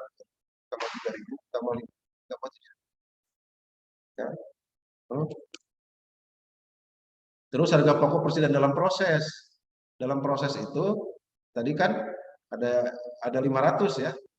Ada 500. Bahan baku dengan bahan penolong itu 100%. Tenaga kerja 50%, BOP 30%. Ya. Kali masukkan ya bahan bakunya ini kan per satuan biaya. Jadi 100% itu tingkat penyelesaian kali barang dalam proses jumlahnya 500 ya dikali biaya persatuan. Dari mana mulai biaya persatuan tadi ya ini. Ya. 1.000 untuk bahan baku biaya persatuannya, terus bahan penolong 3.000, terus bahan tenaga kerja 5.000 dan BOP 7.000. Ya. Setelah ini 2.000, 3.000. Ya, kalikan di 4.800.000. Jumlah biaya produksi dalam bulan Februari adalah 39.800.000. Ya, jadi membuktikan untuk yang ini 39.875 dari mana? Ya, bisa dibuktikan dengan ya. Ini laporannya, laporan biaya produksinya, produk yang dihasilkan dan 400. Jadi kan yang barang jadinya 2.000, dalam prosesnya 500. Biaya bahan baku per unitnya, biaya per unitnya, biaya bahan baku, ya, biaya bahan penolong adalah 3. Biaya tenaga kerja adalah, ya, terus biaya overhead pabrik adalah. Ini dari mana cara menghitungnya? Tadi yang kita ekivalen itu, ya, ekivalen. Jadi untuk yang bahan baku itu kan 2.000 tambah dengan 500 dikali 100%. Ya, jadi unit equivalensinya 2.500. Jadi 2.000 ini 4 juta dibagi 2.000. Bahan penolong itu kan tadi 100% tingkat penyelesaiannya. Ya, jadi 2.000 ditambah 500 kali 100%, 500. Jadi 7.500 dibagi 200. Ya, yang biaya tenaga kerja tadi berapa? 50%. Ya, 50% 2.000 ditambah 500 kali 50%. Ya, jadi 2.250. 11.250 dibagi 2.250. Ya. Jadi yang ini, masukin yang ini. Nah, dari sinilah. Ya. Nah, terus harga pokok produk. Jadi yang ditransfer ke gudang berapa? Yang selesainya kan 2.500 dan proses. Berarti yang ditransfer ke gudang yang 2.000 dikali harga pokok per unitnya. Ya, harga pokok per unit dari mana? Yang ini bahkan, ya. Ya, biaya produksi persatuan 2.000 ditambah 3.000 tambah 5.000 tambah 7.500. Ya, 5.000, 5.000, 10.000, 17.500. Nah, berarti yang ini yang ditransfer ke gudang itu dikali 17. Nah, 35.000. Harga pokok persediaan barang dalam proses, ya, yang belum selesai yang 500, biaya bahan bakunya dari mana? Dari hitungan yang tadi 2.000 100%, dikali 500 kali 2.000. Nah, jadi ini ada biaya persatuan bahan baku, biaya persatuan bahan penolong, biaya persatuan tenaga kerja, biaya persatuan BO. Ya, tingkat penyelesaiannya 100, 100, 50, 30. Ya. Jadi 100 dikali apa? Dikali 50, dikali 100% ya ini. Biaya persatuannya 2.000 ya. Kali 500, kita dari 500 kan 100, biaya persatuannya 2.000 dikali 500. Ya. Ini yang ini kan biaya persatuannya 3.000. 3.000 dikali 500 ya, kali 100%. Ya, 1.500.000. Yang tenaga kerja itu 50%. Ya, 50% dikali 5.000, 2.500 dikali 500. Ya, 1.250. Yang BOP itu 30%, penyelesaiannya 30% dikali per kilonya persen unitnya 7.500 ya, kali 500. Ya, jadi totalnya 3. Ini apa? Jurnalnya. Jurnal bahan bakunya. Ya, pertama yang pengeluaran bahan baku. Jurnal yang ini. Bahan baku itu kan yang ini kan.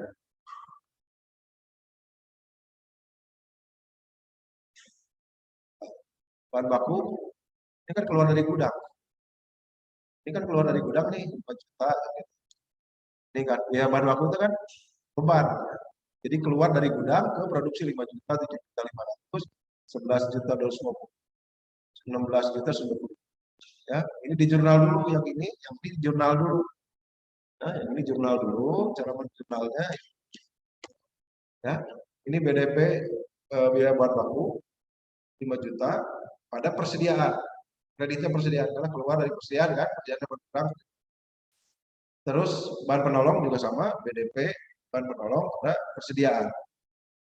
Nah, terus sekarang tenaga kerja, BDP, biaya tenaga kerja, ada gaji, ada upah, ya. Terus untuk mencatat overhead, BDP, BOP, berbagai rekening. Ya, berbagai rekening itu kan kredit BOP itu akunnya banyak. Seperti tadi kan ada biaya bahan penolong, biaya tenaga kerja tidak langsung, ada biaya pemeliharaan, biaya listrik, biaya air, biaya sewa, ya, biaya kantor di berbagai rekening. Artinya rekeningnya banyak gitu, di kredit. Kalau nanti di soalnya dijelaskan si rekening-rekeningnya yang harus ditulis. Misalkan si 16.125.000 ini terdiri dari apa?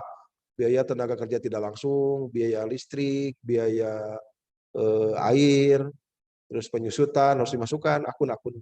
Jadi jangan berbagai rekening yang ada. Ya. Ini untuk mempermudah aja lah. Ya, itu cara menjurnal. Setelah menjurnal yang itu, ya, terus kita menjurnal persediaan, ya, persediaan. Yang ini, ya, yang 35 juta yang masuk ke barang jadi. Masuk barang jadi kan? Masuk. Kenapa masuk? Ini lihat aja persediaan produk jadi ada di debit, berarti persediaannya nambah. Nah, berarti ada yang masuk. Di apa?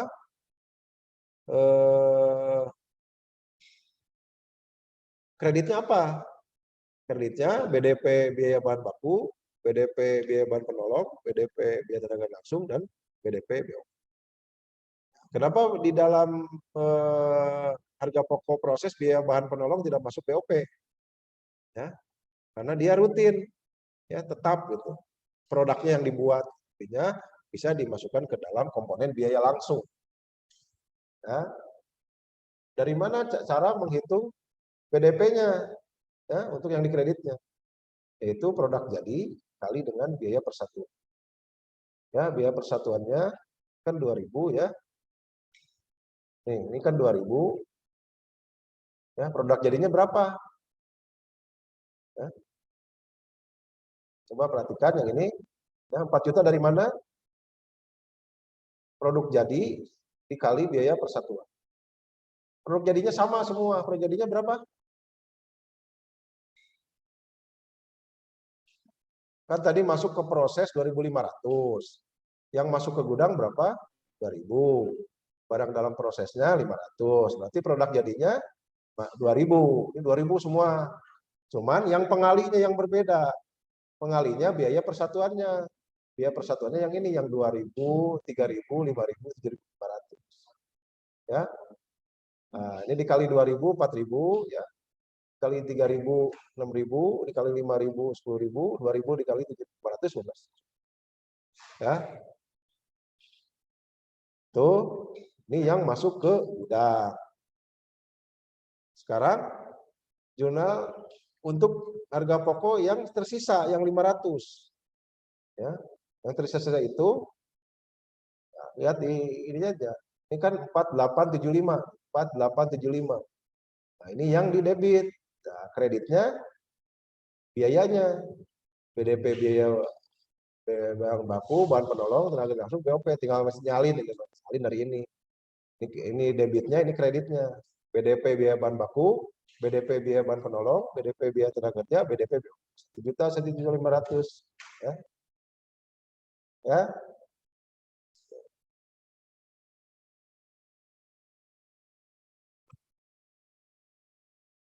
Nah, sekarang kalau lebih dari satu departemen, itu, ya, sama prosesnya.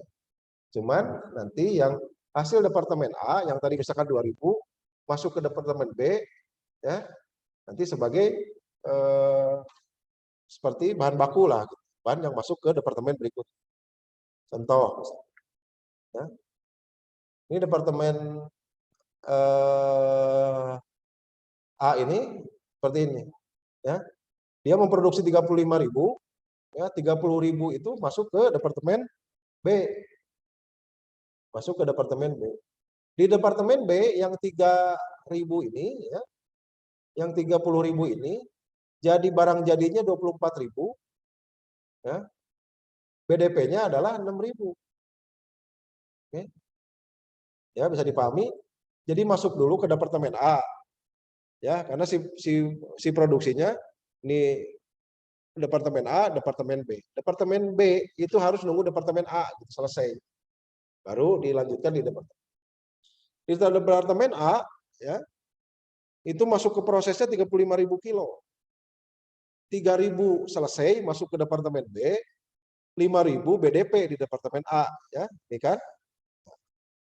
Dari 3.000 yang masuk ke departemen B, 24.000 ke barang jadi selesai, artinya sisanya 6.000 kan, 6.000 BDP di departemen jadi barang. Biaya yang dikeluarkan bahan baku di departemen A 70.000. Kenapa di departemen B nggak ada bahan baku? Karena proses melanjutkan. Jadi bahan bakunya misalkan bikin roti departemen A itu bikin adonan. Departemen B tinggal baking gitu kan ya. Jadi nggak usah ada bahan baku lah. Terus biaya tenaga kerja, karena di dua departemen ada biaya tenaga kerja, pasti ada ya. Tenaga kerjanya 155.000, departemen B 270.000. Terus BOP-nya di A 248.000, di B 405.000. Tingkat penyelesaian. Tingkat penyelesaian yang mana? Lah kalau yang di A yang 5.000 ya.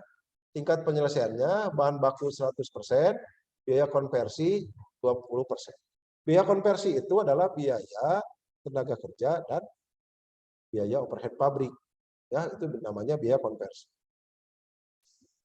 Terus yang departemen B, tingkat penyelesaiannya yang mana? Yang 6.000. Kan yang sisa yang 6.000. Ya. Itu bahan bakunya 0 karena nggak ada bahan baku. Biaya konversinya 50%. Jadi biaya tenaga kerja dengan biaya overheadnya. Dihitung satu-satu. Yang A dulu, ya. Ini total biayanya, ikut total biaya yang A 70.000, 155, 248, ya. Nah, terus unit ekuivalennya berarti yang 5.000, ya, yang 5.000. Oke. Berarti 30.000 ditambah 5.000 dikali 100% untuk bahan baku, ya, 35.000. Terus untuk yang biaya tenaga kerja 3.000 ditambah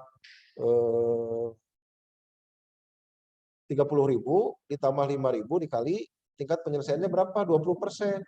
20% dikali 5.000. Berarti 1.000, 31.000. Karena biaya konversi itu tenaga kerja dan BOP jadi sama. Ya. Terus biaya produksi persatuan untuk di departemen A 2 dibagi 3. Ya, ini totalnya.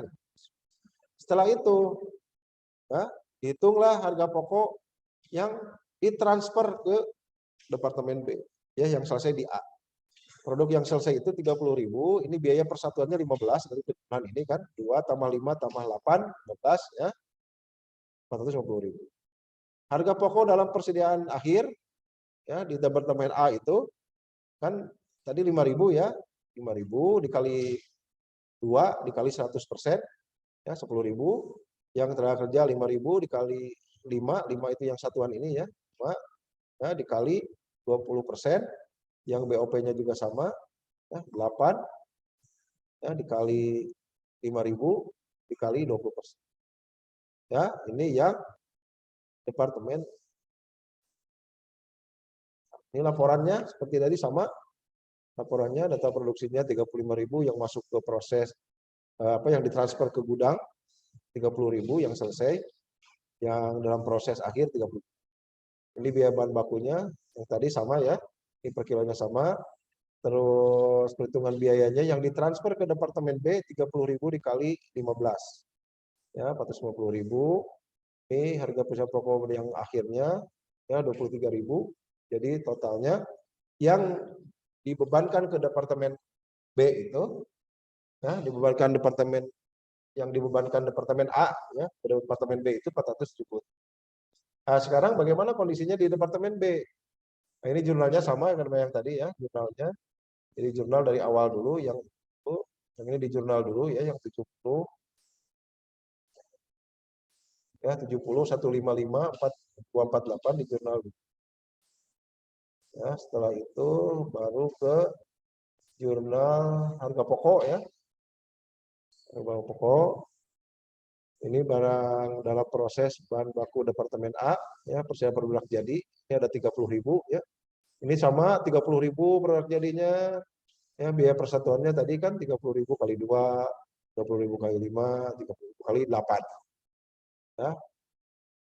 Ini untuk ke barang jadi, kita jurnal saja.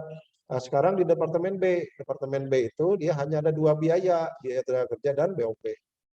Ya, 270.000, 405.000. Terus unit ekivalensinya, unit ekivalennya 27.000 itu dari mana?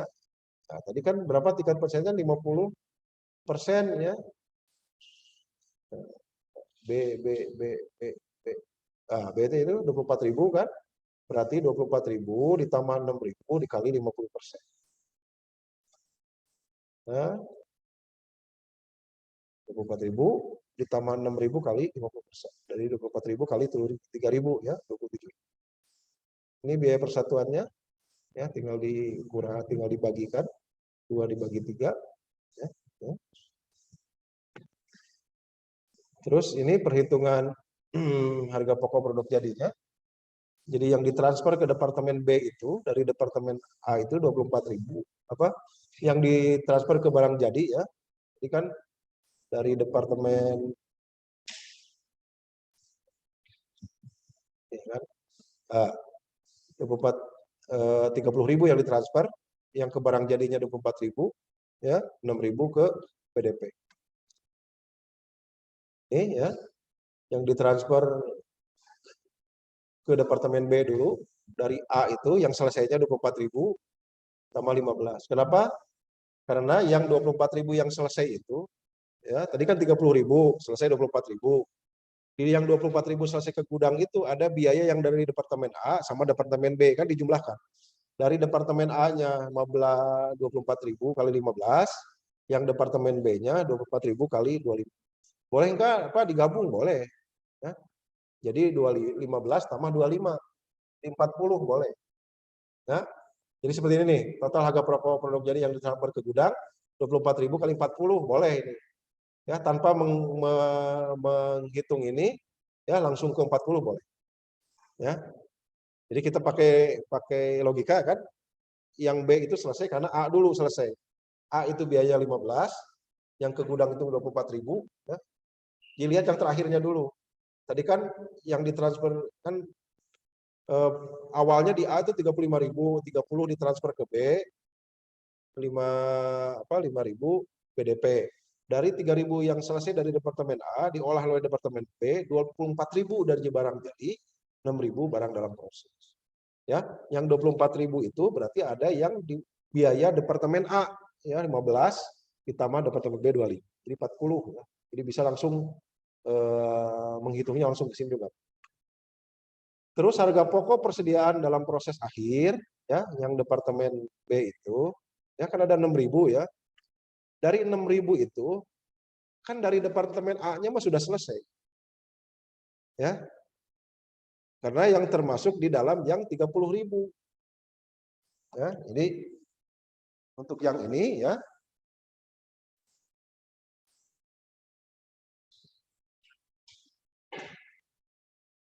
kan tadi 35.000 ya, 35.000, 35.000 ini masuk ke A ya, masuk ke A. Jadi 35.000. 30.000 selesai ya, 30.000 selesai, 5.000 BDP. BDP 5.000. Itu kan? Ya. Ini masuk ke B. Ini barang jadi. Ke barang jadi 24.000 ya. BDP 6.000. Oke.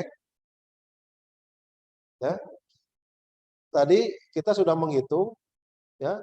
Jadi si biaya per unitnya yang ini yang dari departemen A itu biaya per unitnya adalah 15 ya. Berarti yang 24.000 ini ya, yang ini dulu. Ini kan ada yang dari departemen A, Ya. Nah, lihat alurnya. Ada yang dari departemen B. Departemen A itu Rp15 kan per unit. Departemen B itu Rp25 per unit. Nah, jadi biaya persatuannya 40. Ya, jadi ini biayanya 24 dikali 40. Ya, 900. Nah, sekarang untuk BDP. BDP itu ada 6.000. 6.000 itu asalnya dari sini, bukan dari sini. Dari A-nya. Berarti ini sudah kena 15, ya. Rp15 ya, dikali 6.000. Oke. Ya. Terus yang ditambahkan di departemen B. Ya, yang di departemen B itu ya biayanya 50%, 50% dikali 6.000 ya, dikali biaya persatuannya. Biaya persatuannya 10. Ya, ini 50% kali 6.000 kali ini apa? Tenaga kerja, ini BOP. Ini 15, 25 itu ini kan. Ini 30.000. Ini 45. Yang ini 9. Nah, jadi biayanya tinggal ditotalkan yang ini 165.000. Ini tinggal ditotal dengan ini 1 juta 120. Ya, seperti itu. Ini kan karena yang 6.000 ini kalau menurut B itu barang dalam proses sisanya, tapi menurut A ini mah produk selesai. Karena selesai dari A itu 3.000 kan dimasukkan ke B. Faktanya yang selesai di proses 24.000, nah, sisanya 6.000, tapi 6.000 itu dari produk selesai yang A. Ya, makanya dihitung ini. Jadi mengapa ini dihitung? Karena ini melalui dua departemen. Jadi departemen A dulu selesaikan ke departemen B. Ya. Terus ini laporannya. Ya. Laporan biaya produksinya. Itu dari departemen A 30.000. Ini lihat di departemen B yang ke gudang ya. Terus produk yang ditransfer 24.000, proses akhir 6.000. Ya, tinggal menyalin yang tadi saja. Biaya yang dibebankan ya. Harga pokok dari departemen A itu, lihat laporan departemen A Rp15 kan per unit. Yang ditambahkan di departemen B ya. Jadi biaya tenaga kerjanya Rp10 per unit, BOP-nya 15. Jadi totalnya 4. Ya, biaya kumulatifnya adalah 1.125.000. Ini perhitungan biayanya ya, yang ditransfer ke gudang itu langsung aja 24.000 dikali 40 ya. Terus persediaan produk akhir yang tadi kan 165.000. Jadi totalnya 1.125. Tuh ini untuk yang jurnalnya. Nah, jurnalnya yang pertama jurnal mencatat penerimaan dari departemen A. Nah, ini dari departemen A diterima berapa? Yang ini kan 45.000. Ya, 45.000. Nah, itu BDP dari mana? BDP departemen A, BDP tenaga kerja bahan baku departemen A, BDP biaya tenaga kerja departemen A, dan BDP BOP departemen A. Ya, lihat jurnal departemen A. Yang ini harus lihat jurnal departemen A yang ini. Ya, 450 tinggal dipindahin ya jurnal ini. Tuh. Terus yang kedua, jurnal untuk mencatat biaya tenaga kerja. Ya, biaya tenaga kerja itu yang ini 270. Nah, jurnal yang ini. Ya, karena ini berarti BO debitnya adalah BDP biaya tenaga kerja ya, departemen B 70.000, kreditnya gaji dan upah. Terus BDP BOP-nya yang 405 yang ini. Lihat judulnya biaya yang ditambahkan di departemen B. Jadi 405 kreditnya berbagai rekening yang dikredit ya. Nah, terus persediaan produk jadi. Produk jadi itu ada 960.000, yang tadi 40 ya, 40 dikali 24.000. Ya, 190.000. Dari mana saja? Ya, satu BDP, biaya bahan baku Departemen B. Ya, Departemen B itu karena hanya Departemen B saja kan bahan bakunya itu produk jadi dikali harga pokok produksi per kilogram dari Departemen A. Kenapa? Karena di Departemen B tidak ada bahan baku. Ya. Jadi produk jadinya berapa? 24.000 ya dikali harga produk pokok produksi per kilo dari Departemen A. Nah, Departemen A lihat ke Departemen A gitu kan. Ya. Bahan bakunya. Nah, bahan bakunya 2 kan? Rp2. Ya, 60.000 jadi 30.000. Nah, ini kan. Ya, jadi 360.000. Jadi BDP biaya bahan baku Departemen B. Ya, itu produk jadi dikali harga pokok produksi per kilogram dari Departemen A. Ya. Jadi 24.000 dikali 15. Terus yang kedua, BDP biaya tenaga kerja Departemen B. Produk jadi ya. Kalau ini 3 dikali biaya tenaga kerja ditambahkan oleh Departemen B. Ya. Biaya tenaga kerja yang ditambahkan oleh Departemen B itu ya kan 10 ya. Biaya tenaga kerja itu 10 dikali 24 ya, 24.000. Jadi 240.000. Terus produk BDP BOP-nya produk jadi dikali BOP yang ditambahkan oleh Departemen B. Ya, produk jadi 24.000, BOP yang ditambahkan 15. Ya, 24.000 dikali 15. Yang ini juga kan 24.000 dikali 15 ya. Ya, jadi produksi per kilo Departemen A.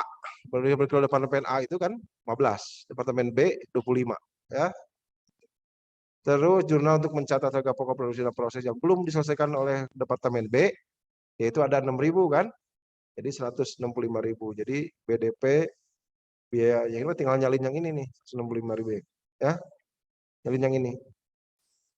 Ya, jadi BDP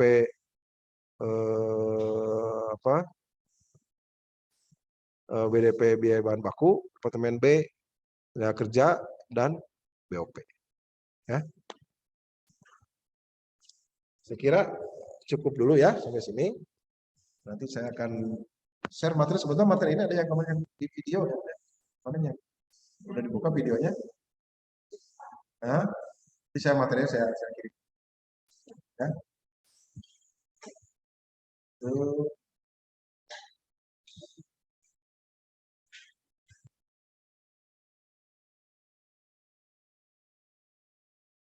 Sampai sini ada yang ditanyakan?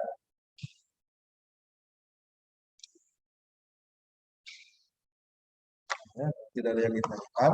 Mudah-mudahan apa yang tadi saya sampaikan itu bisa ini masih ada kesempatan mas ya, ya. Jadi mungkin secepatnya saya akan materi.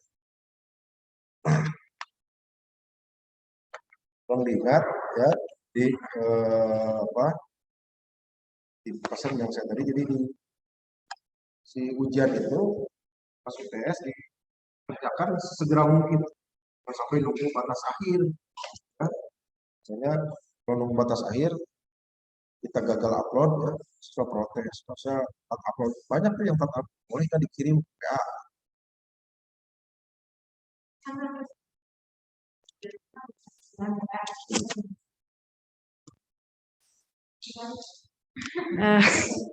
Kan waktu semester kemarin tuh kan 1 minggu kan UTS tuh ya Pak. 1 minggu sesudahnya tuh ada ujian susulan apa semester sekarang juga kayak gitu apa enggak? Ujian susulan buat kayak yang belum ujian di kan UTS-nya tuh misalkan minggu depan ya Pak. Minggu depannya tuh enggak perkuliahan tapi ujian susulan apakah semester sekarang kayak gitu apa gimana? Kalau ujian susulan biasanya ada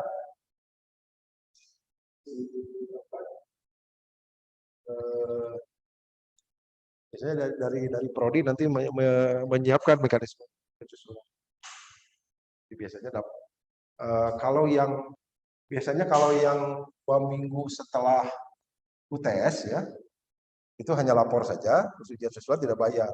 Kalau dulu ya, tapi kalau sudah lewat, sudah nilai keluar, itu biasanya bayar. Itu kalau sekarang ya. Tapi saya kira masih seperti itulah, ya, masih seperti itu. Jadi usahakan kalau yang tidak urgent banget malah jangan susulan, karena kan kita mau online sekarang. Kalau dulu banyak yang susulan itu karena hadir di kelas kan, hanya 90 menit. Jadi kalau kesiangan, kalau yang bekerja nggak keburu gitu, mintanya susulan. Atau minta jadwal lain kalau dulu. Misalkan saya ngajar itu kan hari ini sama besok. Hari besok ada satu jadwal kan pagi-pagi misalnya. Boleh itu misalkan saya nggak bisa sekarang, mau besok kalau misalkan ujiannya fisik gitu ya, ujiannya tatap muka. Itu banyak yang seperti itu. Biasanya dia nanya, Pak, ada kelas di kapan? Ya, mungkin itu saja untuk pertemuan kali ini.